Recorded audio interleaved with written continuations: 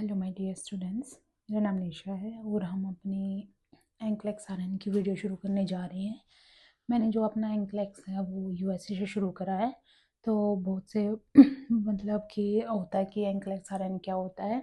सबसे पहले मैं बताना चाहती हूँ कि जो एंक्लेक्स आरएन होता है एग्जामिनेशन होता है जो कि मतलब फ़ॉरेन में काम करने के लिए, जैसे कनाडा है, ऑस्ट्रेलिया है, यूएसए, उसमें काम करने के लिए आपको एंक्लेक्स आरएन देना पड़ता है।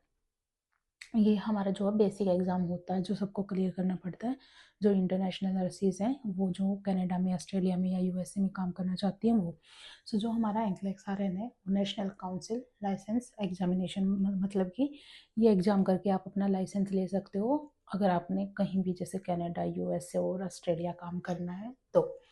सो पहले मैं आपको बताना चाहूँगी, हम वीडियो स्टार्ट कर रहे हैं जिसमें आपको पूरा का पूरा content subject wise, topic wise सारा का सारा आपको कंटेंट मिलेगा। आप ये इसका स्टार्ट करने का मेन रीज़न ये है कि जैसे कि हम स्टूडेंट हैं, हाँ जो भी है नर्सिज हैं, एंक्लेक्स आरएन करना चाहती हैं, जो मान लो कि कनाडा में है या फिर जो भी इंडिया से करना चाहती हैं।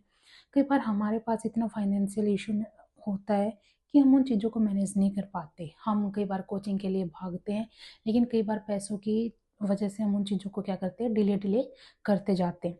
लेकिन जो ये वीडियो होगी इसमें आपको पूरा का पूरा कंटेंट मिलेगा और आपको बताया जाएगा कि कैसे कैसे मतलब कि फॉलो करना है, कैसे कैसे पढ़ना है, ताकि आप अपना एंक्लेक्स आरएन पास कर सको। एंक्लेक्स आरएन वैसे बहुत इजी एग्ज़ाम है, मीन्स बोला जाता है कि बहुत मुश्किल है, लेकिन जब आप करते हो, पढ़ते हो, आपको समझने लग जाते हो तो ये बहुत इजी एग्ज़ाम है। क्योंकि हमें ने क्या नर्सिंग की हुई है, हमें बेसिक चीज़ों का क्या होता है पता होता है। ठीक है। सबसे पहले ना क्या है एंक्लेक्स एग्जाम ब्रेकडाउन मीन्स मैंने एग्ज़ाम को करके यहाँ पे मतलब कि 4 कैटेगरीज में डिवाइड करा है कि कैसे कैसे जो एंक्लेक्स की चीज़ें हैं वो आती हैं, कैसे कैसे उनका पैटर्न होता है। सबसे पहले हमारा होता है मैनेजमेंट ऑफ द केयर, जो हमारा एंक्लेक्स का कितना होता है 17 to 23% होता है। इसमें क्या होता है मैनेजमेंट में, आप सबसे पहले देखोगे कि मैनेज का मतलब ही क्या होता है, मैनेज करना। इस चीज में आप क्या मैनेज कर सकते हो, मेन केयर देते वक्त क्या क्या चीजें हमें मैनेज करनी है, क्या चीज मैनेज कर सकते हो, पेशेंट की सेफ्टी मैनेज कर सकते हैं। और क्या हो सकता है रिस्क प्रिवेंशन।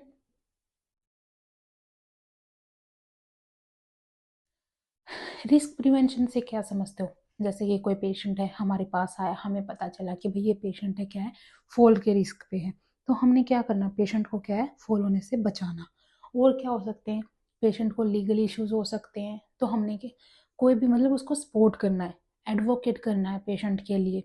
कई बार क्या होता है जैसे पेशेंट है, ठीक है, कई बार अफोर्ड नहीं कर पाता, मतलब बहुत एक्सपेंसिव चीज़ें होती हैं, तो हम क्या फार्मेसी से मतलब बोल सकते हैं कि कोई अल्टरनेटिव है जो कम पैसों में आता हो, तो हम क्या है एडवोकेसी करना, मतलब मैनेजमेंट की पेशेंट को हर तरीके से रिस्क फैक्टर हुआ या कुछ भी हो, हमें केयर को क्या करना है मैनेज करना है। ठीक है, ये तो हमारा होता है मैनेजमेंट। दूसरा क्या है हेल्थ प्रमोशन एंड मेंटेनेंस। हमारा एंक्लेक्स का 6 to 12% पार्ट कवर करता है हमारा। हमारा क्या हेल्थ प्रमोशन। प्रमोशन आप सबको पता है क्या होता है प्रमोशन, प्रमोट करना मीन्स एक लेवल से दूसरे लेवल पे जाना। वैसे क्या होता है हमारी हेल्थ प्रमोशन, इसमें क्या आती है ग्रोथ डेवलपमेंट, जैसे कि पहले कौन सी स्टेज चल रही है, मतलब कि 3 महीने का बच्चा क्या करता है, 6 महीने का बच्चा क्या करता है, मतलब ऐसे ऐसे करके किया कौन सी चीज़ें मतलब प्रमोट हो रही हैं, कैसे कैसे हो रही हैं। ठीक है, हेल्थ प्रमोशन के बारे में पढ़ेंगे। फिर एंड मेंटेनेंस, तो वही है कि हेल्थ प्रमोट तो हो रही है लेकिन उसको मेंटेन कैसे करना है वो चीज़ें। मेंटेनेंस में आपको सब चीज़ पता कि किसी चीज़ को कैसे मेंटेन करके रखते हैं, एक्सरसाइज के थ्रू, न्यूट्रिशन के थ्रू। तो हम क्या है सेकंड में हमें यही पढ़ना है कि हेल्थ तो प्रमोट हो रही है, ग्रोथ एंड डेवलपमेंट हो रही है, लेकिन वो अच्छे से हो उसको हम कैसे कर सकते हैं, कौन कौन सी एक्सरसाइज कर सकते हैं, कैसे कैसे हम क्या न्यूट्रिशन ले सकते हैं, उस चीज़ों को मेंटेन कर सकते हैं। तो हमारी ये क्या है health promotion and the maintenance. हमारा तीसरा है साइको सोशल इंटीग्रिटी। ये भी क्या है 6 to 12% क्या है एग्जाम को क्या करती है कवर करती है। साइको सोशल साइको, आपने भी सुना होगा। कई बार जब बच्चे बहुत ज़्यादा पढ़ते हैं तो हम उसको बोलते हैं भाई आप तो साइको हो। साइको मीन्स जो भी चीज़ें हमारी क्या है, मेंटल, यानी हमारे जो भी क्या है माइंड से रिलेटेड है। सोशल, जो हमें क्या है सोशल बनाती हैं, एक दूसरे से एंगेज करती हैं, वो सारी की चीज़ें क्या है सोशल। इंटीग्रिटी मीन्स जब हमारी मेंटल हेल्थ में कोई क्या आता है, डिफरेंस आता है। मान लो कि इसमें कोई भी डिसऑर्डर आ गया, डिसऑर्डर लाइक डिप्रेशन, एंजाइटी होगी, ठीक है। ये सारे के सारे इसमें क्या पढ़ेंगे हम, मीन्स हम जो बोलते हैं साइकेट्रिक, वो पढ़ेंगे। इसमें हमें पता होना चाहिए कि बिहेवियर क्या है। अगर पेशेंट को डिप्रेशन हो गया, क्या क्या बिहेवियर करेगा, ठीक है। कैसे कैसे हमें उसको मैनेज करना है, कैसे कैसे उसकी हेल्प करनी है। ये की सारी क्या हम साइको सोशल इंटीग्रिटी में पढ़ेंगे, जो क्या है 6 to 12% है एग्जाम का, ठीक है। फिर हमारा होता है फोर्थ, सबसे मेन, फिजियोलॉजिकल, फिजियोलॉजिकल इंटीग्रिटी, जो क्या है 38 to 62% क्या करता है, कवर करता है। इसमें क्या होता है, physio means physical, something related to physical, ठीक है। उसमें क्या है, 4 पोर्शन में है, basic care and the comfort. वो क्या हमारा 6 to 12% कवर करता है। What is basic care and the comfort, मान लो कि पेशेंट है, उसको पेन हो रहा है, पहले तो हो रही है लेकिन उसको मेंटेन कैसे करना है, वो चीजें। मेंटेनेंस में आपको सब चीज पता है कि किसी चीज को कैसे मेंटेन करके रखते हैं, एक्सरसाइज के थ्रू, न्यूट्रिशन के थ्रू। तो हम क्या है सेकंड में हमें यही पढ़ना है कि हेल्थ तो प्रमोट हो रही है, ग्रोथ एंड डेवलपमेंट हो रही है, लेकिन वो अच्छे से हो, उसको हम कैसे कर सकते हैं, कौन कौन सी एक्सरसाइज कर सकते हैं, कैसे कैसे हम क्या न्यूट्रिशन ले सकते हैं, उस चीज़ों को मेंटेन कर सकते हैं। तो हमारी ये क्या है, health promotion and the maintenance. हमारा तीसरा है साइको सोशल इंटीग्रिटी। ये भी क्या है 6 to 12% क्या है एग्जाम को क्या करती है, कवर करती है। साइको सोशल, साइको, आपने भी सुना होगा। कई बार जब बच्चे बहुत ज़्यादा पढ़ते हैं तो हम उसको बोलते हैं भाई आप तो साइको हो। साइको मीन्स जो भी चीज़ें हमारी क्या है, मेंटल, यानी हमारे जो भी क्या है माइंड से रिलेटेड है।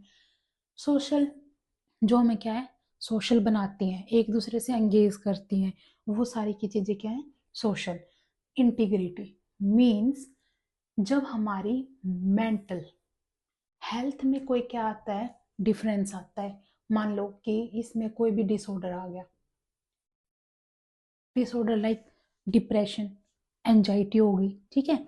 ये सारे के सारे इसमें क्या पढ़ेंगे हम, मीन्स हम जो बोलते हैं साइकेट्रिक, वो पढ़ेंगे। इसमें हमें पता होना चाहिए कि बिहेवियर क्या है। अगर पेशेंट को डिप्रेशन हो गया, क्या क्या बिहेवियर करेगा, ठीक है। कैसे कैसे हमें उसको मैनेज करना है, कैसे कैसे उसकी हेल्प करनी है। ये की सारी क्या हम साइको सोशल इंटीग्रिटी में पढ़ेंगे, जो क्या है 6 to 12% है एग्जाम का, ठीक है। फिर हमारा होता है फोर्थ, सबसे मेन, फिजियोलॉजिकल, फिजियोलॉजिकल इंटीग्रिटी, जो क्या है 38 to 62% क्या करता है, कवर करता है। इसमें क्या होता है, physio means physical, something related to physical, ठीक है। उसमें क्या है, 4 पोर्शन में है, basic care and the comfort. वो क्या हमारा 6 to 12% कवर करता है। What is basic care and the comfort, मान लो कि पेशेंट है, उसको पेन हो रहा है, पहले हमें उसका पेन मैनेज करना है, कंफर्टेबल पोजीशन देनी है। फिर उसको क्या है, उसकी पर्सनल हाइजीन मेंटेन करनी है। कई बार आपने देखा होगा हम हॉस्पिटल में हम पेशेंट का ओवर देते हैं, हम सबसे पहले क्या बोलेंगे, पेशेंट का हाइजीन होना चाहिए, पेशेंट हमारा सुंदर दिखना चाहिए। तो हम क्या उसको बेसिक केयर और कंफर्ट देंगे। फिर हमारी क्या होती है फार्माकोलॉजी थेरेपीज, लॉजी का मतलब स्टडी होता है, तो फार्माकोलॉजी थेरेपीज मतलब कि ड्रग का एडमिनिस्ट्रेशन कैसे कैसे होता है, कौन से रूट से करना है, ठीक है। डॉक्टर माना कि दवाई प्रिस्क्राइब करता है, नर्सिस, नर्सिस का रोल क्या होता है, मान लो कि डॉक्टर ने कोई दवाई प्रिस्क्राइब करी, हमने चेक करा कि ये दवाई अगर इतने डोज में दी तो हमारे पेशेंट को क्या है नुकसान हो सकता है। हम क्या करेंगे, क्वेश्चन करेंगे डॉक्टर से कि इस दवाई को अगर आप इतने में दे रहे हो तो इसका ये इफेक्ट हो सकता है। तो हमें क्या है फार्माकोलॉजी थेरेपीज में क्या है पढ़ने की जरूरत होती है, कौन सी मेडिकेशन क्या इफेक्ट करती है, कौन सा उसका साइड इफेक्ट होता है, कौन सा एडवर्स इफेक्ट होता है, एडवर्स इफेक्ट होगा तो हमें कैसे मैनेज करना है। फिर उसके बाद है फिजियोलॉजिकल अडेप्टेशन, अडेप्टेशन मतलब किसी चीज़ को अडेप्ट करना। तो क्या होता है, एक्यूट और क्रोनिक। जो हमारी एक्यूट चीज़ें होती हैं उन्हें हमें क्या है, जल्दी जल्दी एक्शन लेना होता है।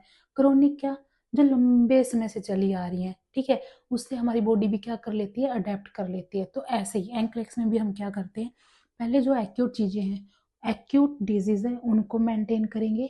क्रोनिक को हम क्या करते हैं, बाद में करते हैं, क्योंकि क्रोनिक में होने में टाइम लगा, वो एकदम से नहीं हुई है। उसके बाद है last, reduction of risk potential. इसमें क्या होता है, रिडक्शन करना रिस्क पोटेंशियल कैसे, जैसे हमने क्या है, कोई दवाई दी, अब जैसे हमने मान लो कि पीसीएम दी, ठीक है, पीसीएम दी, उसका इफेक्ट क्या था कि उसको फीवर कम करना था या पेन के लिए, लेकिन उसने क्या करा, लीवर को डैमेज कर दिया, ठीक है। तो हमें देखना है कि किसी चीज़ का अगर साइड इफेक्ट हो रहा है, मान लो कि पेशेंट क्या है, कार्डियक है, ठीक है, और क्या है, कोई हम ऐसी दवाई दे रहे हैं जो कार्डियक को इफेक्ट कर रही है, ठीक है, साथ में उसको रीनल डिजीज भी है, तो हमें देखना पड़ेगा कि अगर हम रीनल के लिए कोई डिजीज, रीनल डिजीज के लिए कोई दवाई दे रहे हैं तो वो कार्डियक पे इफेक्ट ना करे। तो क्या है, रिडक्शन मीन्स कम करना, रिडक्शन करना, रिस्क पोटेंशियल जो रिस्क है वो। ये तो पूरा का पूरा हमारा क्या था, एंकलेक्स का था कि कौन कौन से सब्जेक्ट आते हैं। सो मैं आपको बताना चाहूंगी कि यहाँ पे जो फॉरेन कंट्री होती है उसमें जो आरएन होती है वो क्या होती है, हेड। मीन्स इंडिया में इतनी अथॉरिटी नहीं होती आरएन के पास, लेकिन फॉरेन में क्या होती है, बहुत अथॉरिटी होती है, क्योंकि आरएन ही होती है जो मोस्टली पेशेंट के साथ डील करते हैं। यहाँ पे डॉक्टर ऑन कॉल होते हैं, ऐसे मतलब कि जगह जगह बहुत ज़्यादा डॉक्टर्स नहीं होते, तो आरएन हेड होती है।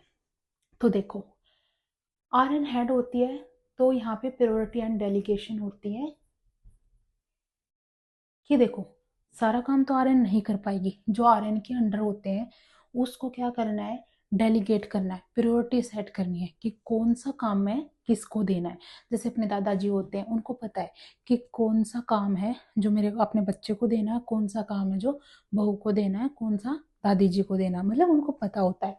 ऐसे ही आरएन को क्या पता होना चाहिए कि कौन सी प्रायोरिटी होनी चाहिए, कि कौन सा काम किसको डेलीगेट करना है, कौन सा इस चीज़ के लिए एथोराइज है। तो ये अभी मैंने क्यों बताया, क्योंकि जो हमारा फर्स्ट जो बेसिक होगा वो क्या है, फंडामेंटल।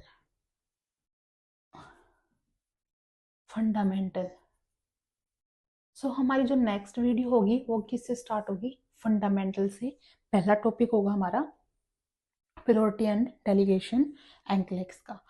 अगर आपको इससे रिलेटेड कोई भी डाउट है तो आप कमेंट्स कर सकते हैं, और आपको कुछ भी पूछना हो, जैसे जैसे वीडियो होंगी, जैसे कौन सा हमें ऐप लेना है, कौन सा क्या करना है, आपको कौन सी बुक फॉलो करनी है, और आपको सारा कंटेंट, अगर किसी को नोट्स चाहिए पूरे के पूरे, तो नीचे लिंक मिल जाएगा, उसमें आप कांटेक्ट कर सकते हो। सो हम अगली वीडियो में अपना प्रायोरिटी एंड डेलीगेशन फंडामेंटल से क्या करेंगे, स्टार्ट करेंगे। Thank you.